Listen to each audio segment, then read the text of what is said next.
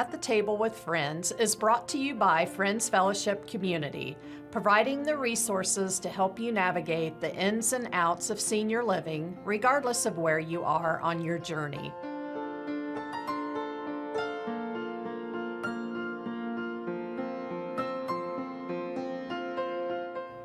Thank you for joining us today.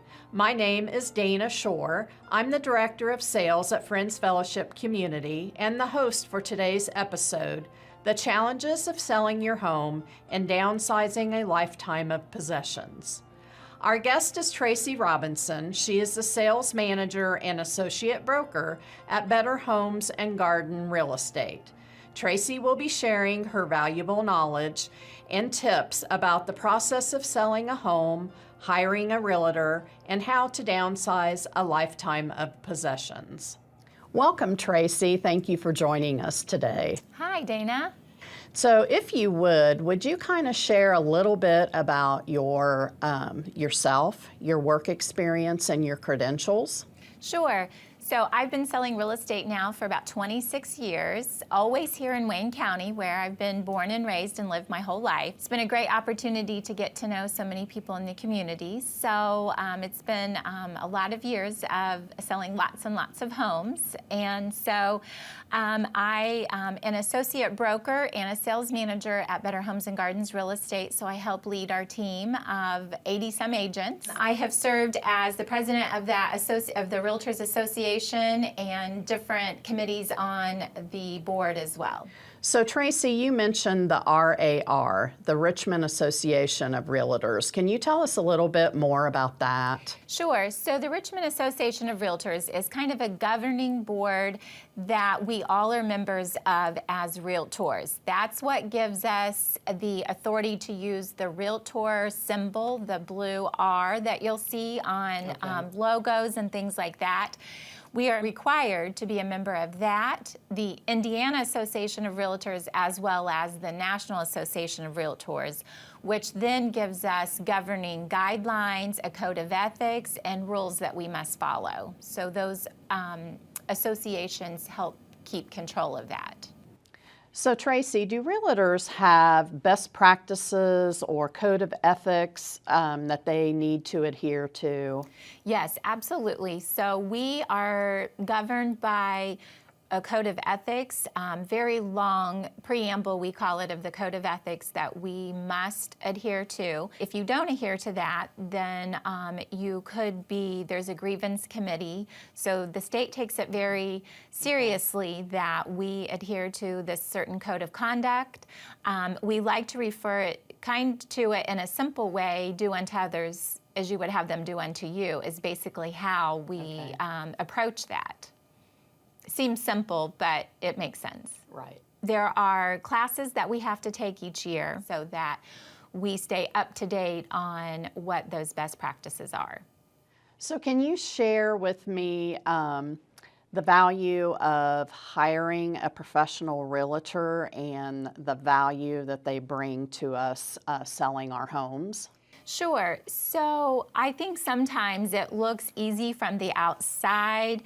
You show a house, you meet a buyer, you write an offer, and you go to the closing table. Right. There's a lot of things that go on behind the scenes that people don't realize that we do. Mm-hmm. We are there to help support and be that negotiator between the buyer and the seller so that we can make sure that all the elements of the purchase agreement are realized and are finalized at the end so that we check all those boxes. There are some state forms that are required that even if someone was selling their home themselves, they may not realize that there's some disclosures that are required by the state.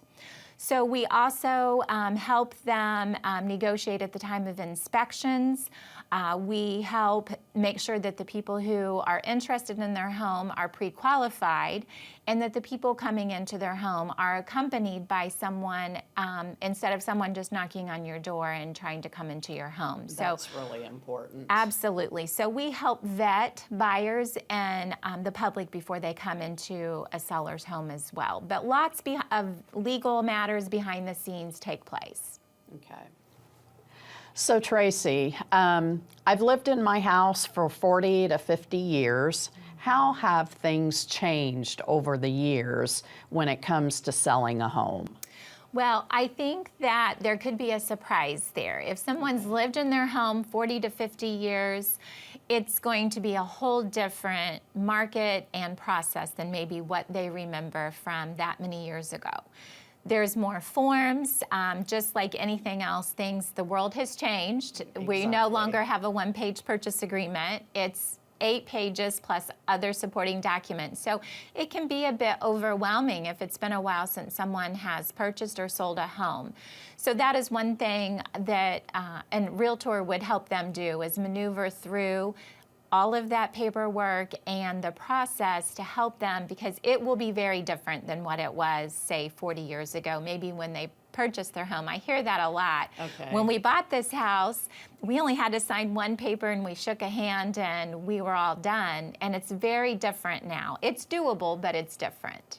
So Tracie, tell me, how do you go about letting the public know that a home is for sale, and what are some of the different ways that you market homes? Sure. So we have a lot of different outlets that we use. When we put a house on the market, it first shows up in what we call the MLS, which is a multiple listing service, which means that all the realtors in the county, as well as outlying areas that are members of our MLS, can see it and has access to it. So when you list with one company, it doesn't mean just that one company can see your listings.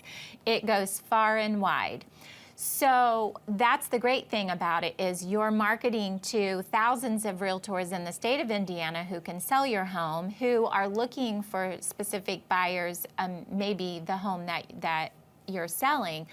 We also use websites. So once it hits the multiple listing service, it will automatically feed out to the websites that people may be familiar with, such as Realtor.com, Trulia, Zillow, HomeSnap, all those other outlets that it can be found on. Maybe not as much information, but then they'll always be able to reach out to the listing agent or to someone else that they may know that is a realtor or that their family knows. But it will feed out to multiple websites throughout the country. So if somebody was moving here from out of town, they would be able to see it as well. That's great. I didn't realize that the outreach was that far. Yes. And the other great thing is we have that at our fingertips, all of the agents in town, and we do network even across different companies. We do. Okay. We'll call each other and say, do you have this particular home coming up? Do you know of anything that is maybe not on the market now but will be in 2 months or 3 months? So that's a great way of networking amongst ourselves as well as realtors. So what characteristics should I look for when I'm looking for a realtor? Well, that's a good question, Dana. So we find that you have to just be comfortable with it's going to be several months of a relationship and lots of communication going on. So you need to be very comfortable with the person, the realtor that you'll be dealing with, because there'll be lots of phone calls, there'll be lots of times that you'll need to make decisions together. So you need to find someone that you're comfortable with and that you feel like is listening to you. Someone who's patient, that would be good too, Right. because if someone's lived in their home for 40 years and they may be just now thinking about making a move, so that could take several months of a process. It's not a quick 30-day, let's move your house and get you moved. It could take quite a while. So I think someone, obviously, who has maybe had that experience in dealing with seniors would be good. Of course, trustworthy, but we want to Right. assume that they all are. Right. But I would also maybe recommend that a senior maybe talk to their friends and ask if they have had any one that they've worked with in the past or know of anyone. That's On a great referral idea. basis would be a recommendation that I would have. Do you recommend that you interview more than one person? That gets asked quite a bit, and I would say that unless it's just someone that you already know, that's a good idea, because we sometimes say 2 or 3 to interview 2 or 3 different agents, and then that way you're going to kind of know, and you don't want to just base that on who tells you the highest price, and sometimes you'll find that to where you want someone who is realistic and giving you correct information, who's looking out for your best interest as far as timelines, and who's going to communicate with you at your style. So, what are the best communication practices that you have found when you're working with someone who maybe is not comfortable with using technology? Right, so that comes up, and that comes up with different age groups that have different styles of communication, seniors as well. You'll find a lot of seniors can be kind of savvy on their computer, and they can do different things, but when it comes to electronically signing documents, e-signing, I find that most seniors still want to meet in person and still want to do what we call a wet signature. They want you to sit at their table and explain the forms to them, and then they want to sign them. Different age groups might just want to read it themselves. You email it, they read it, and then they click and sign. And most seniors, I think, prefer to have a one-on-one meet at their home and that kind of thing too. So those kind of communication styles, if they're into texting, but I think most of the time they would prefer a phone call and to hear what you have to say to be explained. I always recommend that the realtor that always ask the person that they're going to be working with, what kind of communication style do you prefer? What is good? Do you email or not? And would you rather me pop over to your home to sign documents? What is better? Phone calls. And some will text, and they'll be, that's just fine to do that. So I think ask them what they prefer. It would be my recommendation. The other piece that comes up with communication, sometimes when a senior has maybe started thinking and talking to their family about making a move, then we need to communicate with the family as well. And that can be kind of hard sometimes, because the senior wants to be in charge of the situation, but sometimes their children or other family members want to be involved. So sometimes it's a little bit of a rub to where they say, I'm making this decision, my children want me to do this, but I want to do that. So your alliance is to the person who's signing on the document, and you have to honor what they say, but then it's always good to ask, is there someone else who's going to be helping you make this decision? And if they are, I would recommend to get everybody at the table at the same time and to talk about it. If the family's in for a holiday or something, sit down and talk with everybody at once, so everybody's on the same page about how the process will go. That's a great suggestion. Thanks for sharing that. Sure, absolutely. The other thing that comes up, Dana, when we sit down with the family is we always, the first question I get asked is, how much is the house worth? Everybody wants that number pretty quickly, up front, off the cuff. And while we live in the Midwest, sometimes the family members or the children could be living on the East Coast, the West Coast, or some other area that brings a higher market value than we do. So that sometimes can be a little bit of a challenge, because they see what a 3-bedroom, 2-bath ranch-style home brings out west could be very much different than what our market value of the same house with the same square footage is. So that's something that I would recommend that they have the realtor do, as a comparative market analysis showing what it is based on our area, our locations, and comparable sales that have sold here in our specific area. Because a lot of information that can be out there on the internet is not always geographically correct. So sometimes that can be a little bit of a challenge too. So we want to compare prices based on what they are here where they live.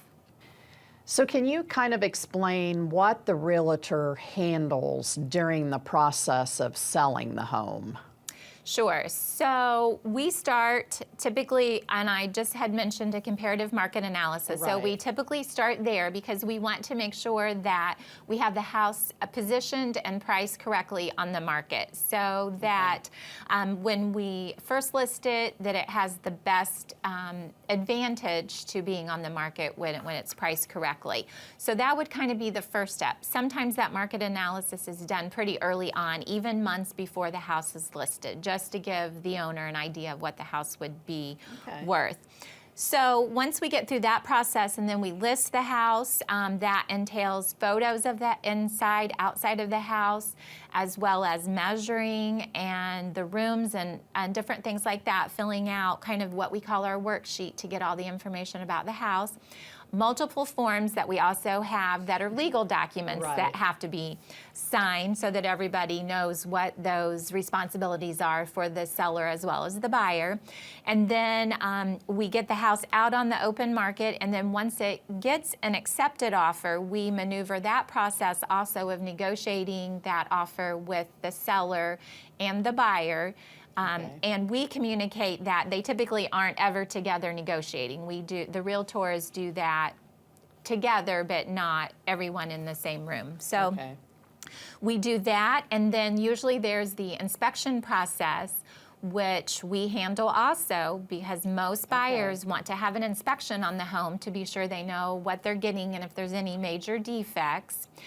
And also the appraisal process, because even though we've agreed to an accepted purchase price, an appraiser could have a different opinion and could maybe use different comps, and the market could have changed by the time we have an accepted offer. So the appraiser will come in and do an appraisal for the lender of the buyer.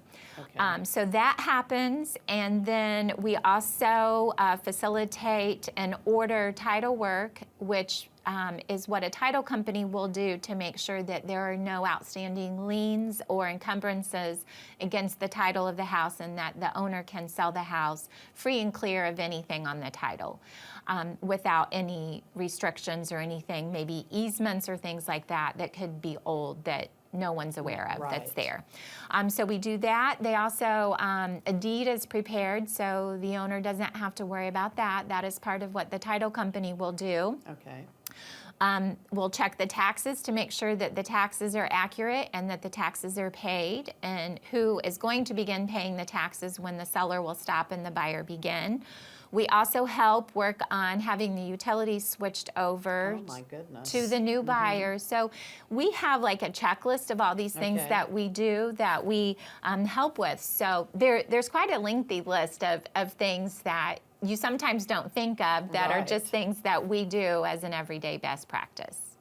So Tracie, how soon should I start researching to list my home? So you can do that months before, actually. Oh, really? Yeah, so you might want to get kind of a good idea, and I would recommend that you sit down. Even if you're not 100% sure that you're ready to make a move, you could sit down with an agent and start talking about the process so that you would be comfortable in knowing what you were going to be needing to do and looking at for the future. So really, I would say even some people sit down 6 months before. I've even had people a year ahead of time start that process, just so they may be ready, they may be thinking they are, but aren't quite sure. So it just depends, I think, on the circumstances. But the only thing that might change is if we went ahead and did a market analysis opinion on the price of the house, and then 6 months to a year later, that would probably need to be adjusted. But I would say at least 30 days before to kind of start thinking about meeting with an agent to get some ideas. If it's 6 months or a year, that's okay too. So what's a typical timeline for selling and moving? Okay, so that can vary. We're coming out of a fast-moving real estate process that we've been going through the last couple of years. We're looking for that to slow down some. So we always get asked that, what's the average days on the market? How long will it take my house to sell? Which, without a crystal ball, we don't know. But there are averages that we go with. And it also depends on where the home is located, the size of the home, what its features and benefits are also has to do with the timeline, also of how many days it could be on the market. But as a general rule, we like to list a home anywhere from 6 months, at least 6 months to a year if we're in a slower market, because that timeline could be different. A house could sell immediately the week we put it on, or we could be looking 60 days down the road and we've had to maybe make a price adjustment or maybe do some things to the home to make it more sellable to a different range of people that are looking for a home. So I would say most homes go from list to close in probably 4 to 6 months in a general market when we're not in this fast-paced market that we've just experienced, because that's going to go away. So I would say if you plan on about a 4 to 6 month window from start to finish, that's probably a good rule of thumb. I get asked a lot, once we have an accepted offer, how long does that take? So once we sign paperwork and you have an agreement with a buyer, then we send the paperwork to the attorneys and the title company. We start the inspection and the appraisal process. The bank usually takes 30 to 45 days before we get the call that says we have what we call the clear to close, and we can sit down and schedule a closing. So you can figure at least 30 days there, maybe 45, and then another benefit to that is possession. So if they're still living in the home, we still see sometimes an extra 30 days after closing for the person to be able to stay in their home for another 30 days before handing over the keys. Now that's changing a little bit. In different areas of the country, you're out the day of closing, you're out within 2 days, 48 hours, or 7 days. We're backing off some from that, but if somebody wants your house bad enough, they're probably willing to work with you on that, to where 30 days is the most that you typically can get, because no one wants to make their first house payment before they get possession of their home. So a short, abbreviated answer is from the time you get an accepted offer to the time you probably turn over the keys, you could probably get about 60 days there. So Tracie, I hear a lot from people that are moving into Friends Fellowship that they're just very overwhelmed about how they're going to get rid of everything. They will offer things to their kids, and I hear constantly, my kids don't want my stuff. So do you have any suggestions for them on how they can downsize and start this process? Right. That can be kind of upsetting to them sometimes because they want their kids to love their stuff as much as they did. But outside of that, a couple options come to mind. They could maybe start to separate when they find out what size of a place they may be going to, they could begin to separate what they know they want to take with them. And then some people will have a garage sale and maybe find out if there's other friends or other family members outside of their kids that want it. A lot of people will have an auction. And that auction process can go a couple different ways. It's kind of different. There's different ways to do auctions now. Sometimes the auctioneers will come in and remove your items that you're going to auction, completely take them off the premises and take them, and then they'll sell them online or at their own auction house. The other thing is to open your home and have people come in and they do an auction there at the house. That seems to be kind of going away now. And what I've experienced lately is more of the homeowner will get moved out, take the things they want, and then the auctioneer will come in and take the rest of it out off-site to sell it. It's a little less emotional than sitting there and watching things that are important to you sell for $10 or something, that Right. it could be, just it's hard. It's a hard and an emotional thing to do. So taking things off site is good. We sometimes recommend that you don't do that auction until maybe you've moved into your new place, if you can, so that there may be something that you find that you really do want at your new place, but it's sold in the auction. So if you can wait to do the auction until you move. The other thing that sometimes happens is if you have, for instance, a large dining room set and china hutch or something like that, the buyer may want to buy that from you. It could be something that you could wrap up into the purchase agreement, or the contract with the buyer. It might fit perfectly for their needs too, and they may want that, and to take that off your hands. So Tracie, we've already talked about the emotional attachment to our things. So how do you help people with the emotional attachment to their home? Yeah, so that can be hard, and we just have to admit that that's hard. And it's a long time that they've probably been in their home. They've created memories there. They maybe raised their children there.